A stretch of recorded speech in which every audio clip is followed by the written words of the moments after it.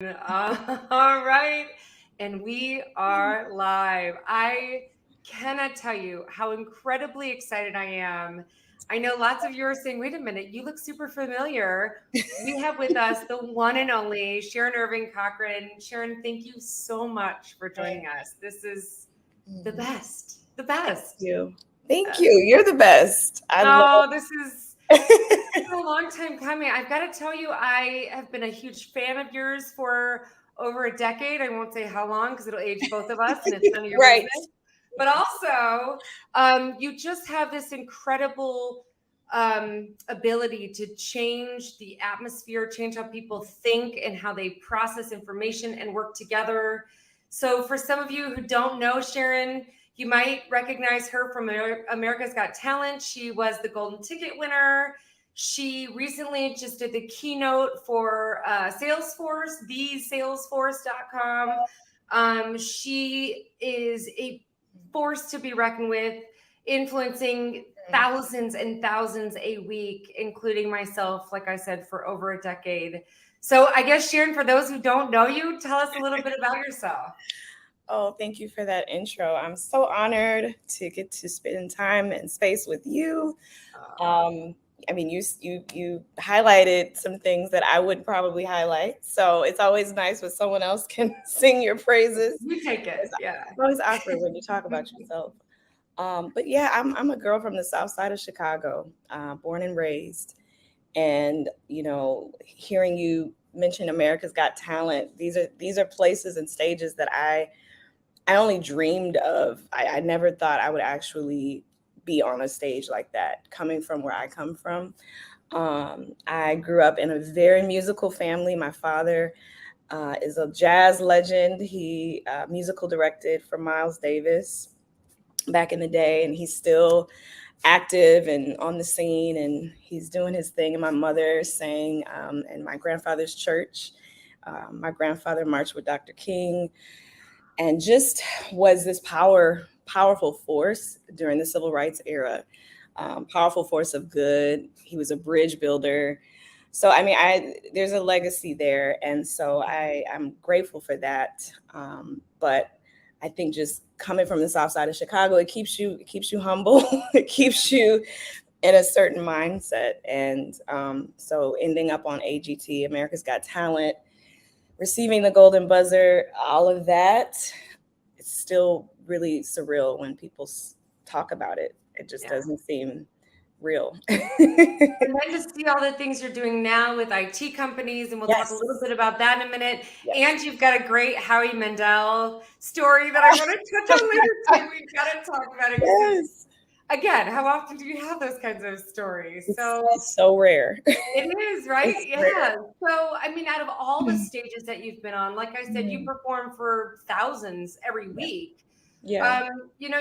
We've talked offline a little bit about the power of art, and you saw some of this moving even for that recent keynote you did for Salesforce. Yes. What do you mean by power of art? Like, what does that even mean? What do you see? Well, art for me, and I know for so many others, is a powerful force of good, of truth, of healing. And I really feel like we've seen that over the last 2-3 years, since 2020 until now. So many artists took a hit, myself included, during COVID and during all of the unrest in our world, but continue to persevere, continue to be resilient in the face of setbacks and gigs being canceled and work, coming to a pause. And so I think art is resilient. And for me, I have this phrase, and I know you've probably heard me say it a million times, that I'm more than just an artist. I'm more than just a singer, songwriter. I'm a shifter and changer of atmospheres. And as artists, there's power in the words that we speak, and the words that we sing, and the stroke of the brush, the creativity. It's more than entertainment, and it definitely has its place. It makes you feel good. It brings people together across color lines and different cultures and religions. But the power of art lies in its ability to shift the atmosphere, to change the completely change and transform a room that maybe felt like, man, the energy and the frequency is just low and people are just done with life. It had the ability for art to lift us, to inspire us. Those of us who don't claim to be singers or, artists, I think we all are creatives in our own way. We're all creating something, whether it's a spreadsheet or creating a workshop or creating a business plan. And so I think art is this tool that can really like activate that part in your brain, that creativity, and unlock it and just like take you to new heights. And so I could obviously talk about the power of art for hours on end, but yeah, those are just some things that come to mind when I think about the power of art. And I'll end with this: the power of art. You look back during the civil rights era, during some of these moments in time where people were like mobilizing, like artists really led the way. Yeah. Marvin Gaye, Aretha Franklin, even Frank Sinatra. I've learned so much about his life in the last year and things that he stood for that people don't really know about, and how he used his music to open doors for his Black brothers and sisters. And so there's just, I think art can really mark a movement in time. And ultimately it's healing. And that's what I hope to do when I sing, when I speak, is to heal people through my words, through the songs that I sing, and leave them better than when they showed up to wherever I'm singing or speaking. Yeah. And I've seen you do that. I've been part of that audience numerous times where it changes. You might have come in there's a lot going on right now. Yes. There's so much unrest, and every weekend there's a new tragedy, and it's almost unbearable sometimes. And art has this way of neutralizing us and bringing us into a new headspace and kind of wrapping us together. I'm an immigrant, and my first language was German. I was born in Germany, and my grandfather, who only spoke German at the time, would crank, American gospel music. Oh, I love it. Just kind of cry. He didn't even speak the language. He had no idea, but it moved his heart. Yes. And I've seen what you've been able to do, and you've even talked about, including what you did with Salesforce, how it moved people in the audience. Yeah. And it brought them together, and it changes your headspace. It doesn't remove maybe some of the trauma, but it bonds us in ways that allows us to be creative, right, to work together in more innovative ways than we could have when we weren't maybe brought to that neutral kind of place together. Is that fair? Absolutely. Yes. I experienced that with, you mentioned Salesforce and the big Dreamforce event that I got to do in 2022, I believe. Time is just all running together. And I'm pregnant, so my brain is like... Yes, you are Wonder Woman. For everyone I am, yes. I found her. She's right here. I've got two brains right now, I guess. So yeah, I experienced that with Salesforce, and that was a very different space from a lot of the spaces that I've been able to, do my thing in, and a room full of brilliant thinkers and globally, just they streamed it all over. And very nerve-wracking, because here I am, like, I'm not a tech person, and I don't do some of the complicated things that this group of people do. But it was such an honor. I got to write and curate a piece all around equity, health equity. And it really was a personal journey for me, right? I had about a month or less to put it together. And wow, it was definitely a lot of research involved. I was able to tap into my experience growing up on the South Side and seeing some of the inequities and disparities in my community, and highlighting those, and also highlighting what many of us, regardless of where we come from, deal with, and especially now, people are struggling, and there's a lot of there's just poor access to things, and It's a lot. So how do you put all that in a under 5 minute piece? you know, Right, how do you, right. and it was the keynote opener, so there's no pressure, right? Like we're like opening the It's entire. one of the largest companies in the world. And I Excellent. didn't realize how big it was. And again, it's just that feeling of how did I end up, how does a girl from the South Side end up in a space like this? Um, and so, but I experienced in that moment when I'm looking out and I'm seeing people who are like with tears in their eye coming up to me afterwards, and they're like, I don't normally cry at events like this or feel moved in this way. Every year we have this event, but this was the first year we had like an art piece, and it Yeah. just, and then once I was done, they kicked off into the speakers, into some of the like logistical, but it totally like, I feel like it just lifted the room. And so to see everybody like step into their specific role Yeah. and you know, in ways like the other speaker, she said to me after, she's like, I've never felt like such a boost and a lift. Like normally I'm giving this slide presentation and it's kind of boring. Yeah. People are Yeah. like, all right, when is lunch? You know, so that was really cool to see how just the power of one voice, the power of art in a space that isn't isn't really art. You know, it's not a room full of artists, but just to see like those worlds collide Yeah. and bring people together and yeah, pull on their heartstrings in a way that opens them up to maybe hear and receive the messages from others in a way that maybe Right. they wouldn't be open. They might be on autopilot. I think art kind of is like, it's like a jolt. It's like a little bit Yeah. of caffeine for your brain to be able to receive information Yeah. on a different level, Mm-hmm. you know? So Mm-hmm. yeah. I completely agree. And like I said, I've been part of it. I've seen the audiences move and thousands of people, not just these tiny little. So to hear you so humbly say, how did someone like me show up on these stages? And I'm like, because you're insanely talented. I mean, Thank you're you. hands down one of the top 5 most talented people. And Hmm. I've talked to some incredible people, both in my lives and just throughout my career and part of what I fortunately, get to do Yeah. every day. But your ability to help, like you said, bring people, massive audiences together remotely, in person.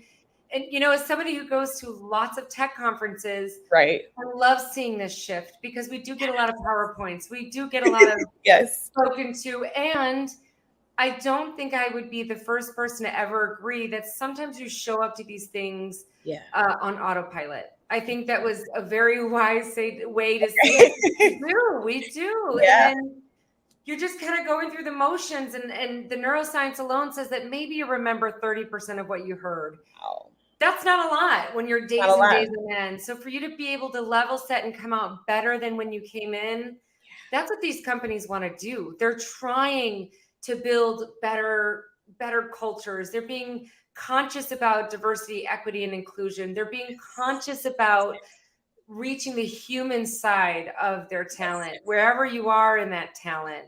So maybe speak to us a little bit about what you're doing now in IT. And then you also touched on something around imposter syndrome. So I want to like squeeze that into, because I would love your guidance there. But first I want to know, for, because a lot of the audience here are, executive leadership Yeah. across IT. If they're looking to do something different, or they're trying to motivate their team, or what are some things that you're seeing work? What are some things that you're seeing that you're doing now that you go, yeah, this is what's helping these kinds of teams? Wow. That's a great question. Ah, I so much. I wish we had a whole hour. But no, this is great. Well, I mean, just again, the experience that I had with Salesforce at Dreamforce, that was for me like the first. I mean, I won't say the first corporate event that I've been a part of. I've done work with different companies, Amway, and usually I'm singing, right? Usually I'm singing and I bring a guitarist or a keys player, and that really moves a room and prepares people for what's to come, and is a great way to cleanse the palate, open the mind, unlock innovation and new pathways of thinking. But I also, I've seen one of the first workshops I got to do was in a room full of, again, a room full of tech folks. And I don't remember exactly what specific area they were skilled in, but I did a whole like 2-hour workshop on songwriting. And it was, you might think, wow, okay, this doesn't really, why songwriting for this group? But when I tell you, you'd be surprised at how many people grew up sang in a choir at some point, or, oh, I used to play this instrument.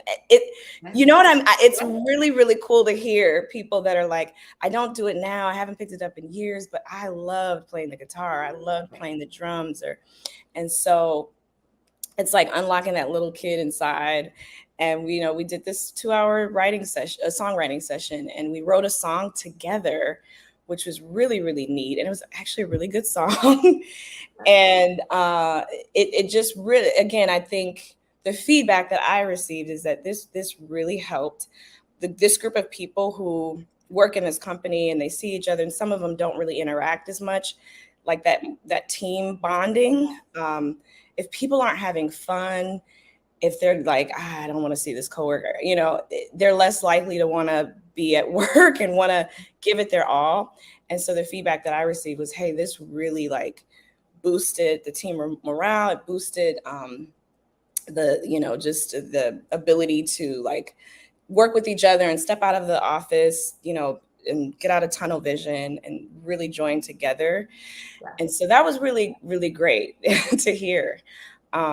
Just to hear that alone was really encouraging for me. And so I try to keep note, and just, I'm an artist, but I also am a researcher. I love data. I love facts. I love hearing like this worked specifically in this way.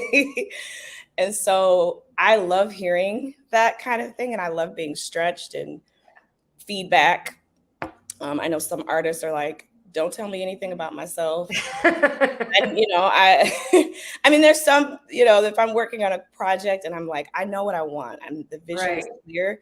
Yeah. You get really, but I'm just one of these people. I'm open, and I love learning from people who don't do what I do, if that makes sense. And they get to see you in these workshops collaborate. They get to see it from a different perspective. And I could see why a team exercise like that would work, because now it's not so work focused. So now you're just working on the skills of working together as a team, as opposed to now pulling in egos because I own this line of business, and this is my fiefdom, or this is my whatever. So I could see why that taking it away from the IT side of things, but being more team building. Yes. So, okay. So more like team building type workshops. I know you do a lot of spoken word as well. And I've seen it even with like the Global Leadership Summit. I've been going forever too. I mean, that draws in global leaders from, I mean, how many, like 37 countries, something wild like that. Yes. Crazy. I think Condoleezza Rice is speaking this year. That's where I met Simon Sinek a couple years ago, and Chris Voss. And so with some of the greatest leaders in our time that I can remember, and some more really fun ones coming even soon. So you've been able to see how art moves even massive conferences like that, and being able to see how then that sets the tone for those, maybe motivational speakers or for technical leaders to come in and say, in fact, I remember we had, one year, it was the guy, he's at Cheetos now, or Lay's, or whoever owns them. But he came up with do you remember he came up with the Fire Hot Cheetos or whatever? Do you remember that one? Oh my goodness. Yes. Wasn't that a good one? Yeah. Yes. Wasn't there a movie? Well, yes, I remember that. Yeah, there's a movie right now that's out right now. Yeah. So unbelievable speakers in IT. In fact, I think it was the former CISO of Boeing was one of the speakers as well. We've had some really cool speakers, and amazing. Like I said, you've been part of that creative team, and I've seen you collaborate and then set the tone, set the atmosphere. So it's been really powerful to see some of those things, and I'm excited to see where you go next. Thank you. Yes, same. I'm excited. I'm excited to continue to walk this path and step out of my comfort zone and do it afraid. That's one of my mantras. Do it afraid. Yeah, Yeah, I know. anybody who's following me knows I'm very into fear lately. Yes. It's kind of becoming fun, but I'm still Yes. constantly terrified. Oh Yeah. yeah, yeah. No, it is terrifying, but it's normal. I think you talk about imposter syndrome. It's also remembering that like it's normal to feel self doubt, insecure, and questioning, am I out of my league? Those are so normal. Those are just human. It's human. Yeah. Yeah. And you know what? Maybe that's because I know we're just at time, I but know I'm we're at really time. ready to end because you told me about something Howie said to you, Howie Mandel, when you were on America's Got Talent. You got the golden ticket, which, everybody has to buzz and, award you and everything. But he said something to you. And then I want to understand because you sing, I mean, that must have been in front of millions. That was Yeah. easily millions, right? If not multiple millions. It was, How yes. do you deal with imposter syndrome? What do you do? So maybe tell us that story and then we'll close on imposter syndrome. Yes. I love it. Yeah, I mean, that moment, first of all, I was nervous as like I was nervous. It's one shot. And completely felt I felt like just all the flood of emotions and human emotions that you expect to feel. And I think you just have to kind of like the minute, I start to feel those things. Of course, there's some practices that I do, deep breathing. Even throughout this, I have to remember I'm excited talking to you, but I have to remember to breathe and like, okay, let me think about, I can take a minute, I can take a beat. If it take, well, I didn't have a minute. I had to kind of go. It was go time. But if you can, I think just breathing and remembering to like focus on your breath and also to remind us, I think just continually reminding ourselves that this is normal. I'm not alone. Some of the Mm, people that I look up to that just seem like so sharp and just they're always just on it. They deal with this too. That kind of helps normalize some of that imposter syndrome feeling. And then, I mean, my faith plays a huge role in it. I pray a lot. I meditate. But I talk it through. I talk it through, and I do it afraid. I don't yeah. always. I can't wait. Life is like a flash. I can't wait for the fears to subside. To go for it. Therapy has helped. But all of that is it's a combination of practices and work that intentional work that Yeah. I've done to combat imposter syndrome, but it's very real. And I've struggled with insecurities my whole life. And I know what it's like. I've struggled with generalized anxiety disorder. And so when I get up to sing and it's like, gosh, you're powerful. You don't seem like you're nervous at all. It really is.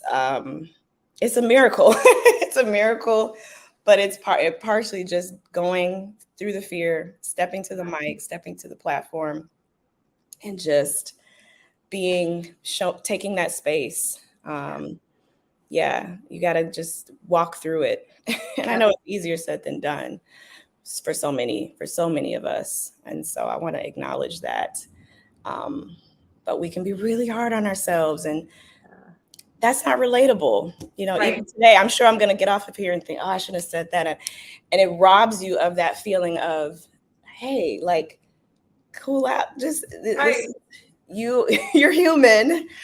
And hopefully people feel your heart and soul. If your heart and soul are in the right place, it's, no matter what flubs you make or, you know, speech thing you had going on, stuttering, it's okay. It's okay. People feel the heart and the soul.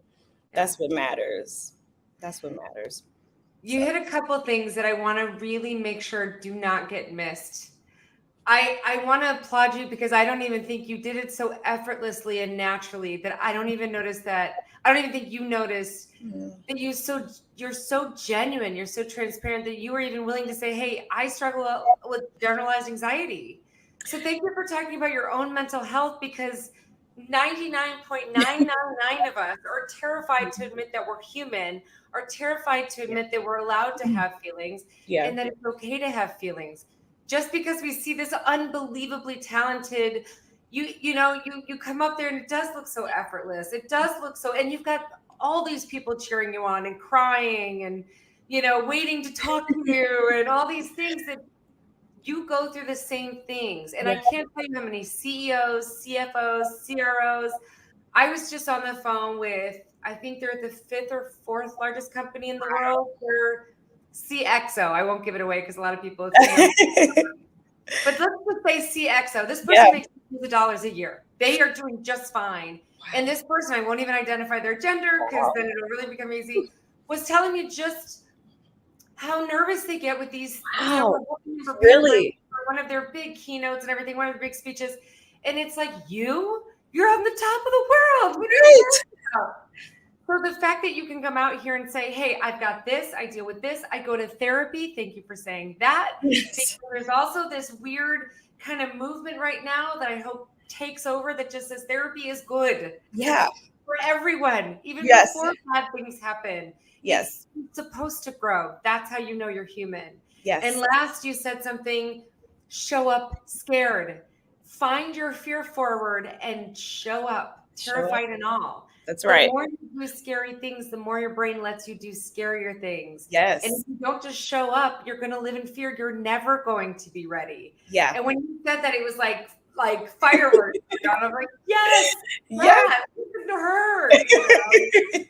Thank you you for your honesty, because people need to hear it, that we feel this at all levels. We see someone like you and we go, she's got it. Of course, Sharon can do it. Millions of people love her. It's like, no, she still has stuff. I still have stuff. And I'm growing even as a businesswoman. I'm learning from people like you. I never saw myself as that. And I have a little bit of this entrepreneur in me that's like trying to figure out how to find her way.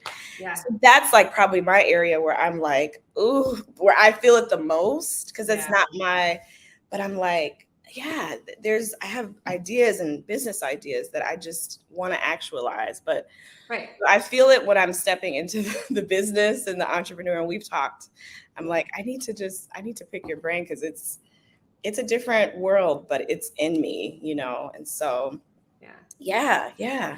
Well, I got you, and we are going to follow you. Yeah. We want to see the whole journey. We want to see from ideation to growth to one day when you hire me to be your janitor. Oh my God. Your best janitor you've ever hired. It'll be so good. For folks like looking to find out more, who want to hire you, who want to collaborate with you, where do they find you? Where can they get in touch with you? Yes, I'm really accessible on all the socials, primarily Instagram. I love Instagram. It's at Sharon Irving Music, SharonIrving Music. Twitter, which I think is called something else now. X now. At Sharon Irving. I'm also on Facebook. I have music available on all the streaming platforms, YouTube. So yeah, I'm pretty easy to find, I think.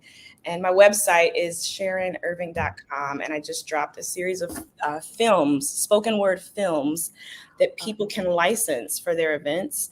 The piece that I mentioned, the equity piece, that is available on my website for licensing, and they're done beautifully. I partnered with an amazing filmmaking team, a media team, and they so graciously partnered with me to create 15, I think, spoken word films. So now if I can't be there in person, you can use the media of video, and they're really, really powerful. I'm really proud of how they turned out. So you can find those on the website at SharonIrving.com. All right. And I will drop those in the description below as well, and make sure everybody has that. If you are on LinkedIn, of course, you can find her on LinkedIn, and I will tag you on LinkedIn, as well, because we get about maybe 25 to 35,000 views on LinkedIn alone. LinkedIn's pretty good. Yeah, it's kind of cool. So awesome. Thank you. Your honesty, your transparency is unparalleled, truly. And you're so humble. You're so talented. And I just appreciate you as a human. Thank you for what you're doing, what you're bringing, for continuing the already insanely powerful legacy that you were part of. You are a voice of love and reason and just wonderfulness. So thank you. Thank you. Oh, I appreciate you so much. And I am so grateful for this opportunity to get to share. Thank you. We're going to be watching you. If you're not following Sharon already, follow her now. Yes. We're going to see. We're going to see I'd love to hear from even bigger things ahead. Yes, I received that. You're like, all right, I'm in. Let's go. All right. Until next time, we'll see you soon. Bye.